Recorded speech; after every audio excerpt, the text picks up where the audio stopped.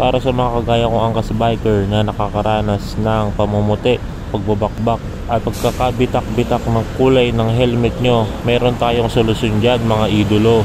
Kaya tara na, dumiretso na tayo sa Cainta Headquarters. Kahit hindi na kayo magpa-appointment mga idol, basta dumiretso na kayo sa Cainta, okay na yun.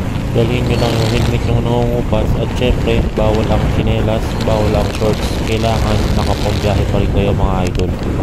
At dito na nga tayo ngayon sa Cainta Headquarters natin mga idol. Pasok na tayo. Kaparada ko nga mga idol ay dumiretso agad ako sa information desk. At habang naglalakad-lakad nga ako mga idol, nakita ko nga yung mga aspirant natin na nagpa-practice na mga idol. Ayan. Pagdating ko nga sa information ay pinakit agad ako sa second floor. Umakit na agad tayo.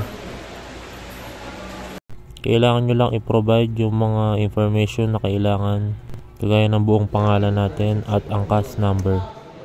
Pagkabigay nyo nga ng information sa kanila ay meron ko yung i-scan na barcode doon sa angkas at pifill upan nyo lahat ng information na nandoon. Pagka-fill up nyo, maghihintay lang kayo ng ilang sandali at boom!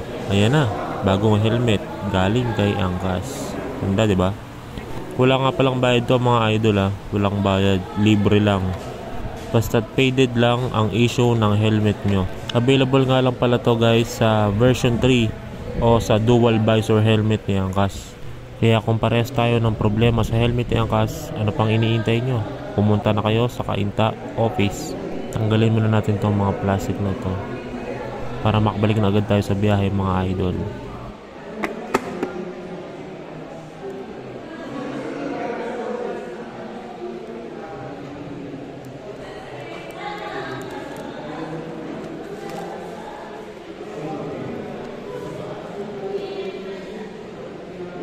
Ganda, bagong-bago ulit.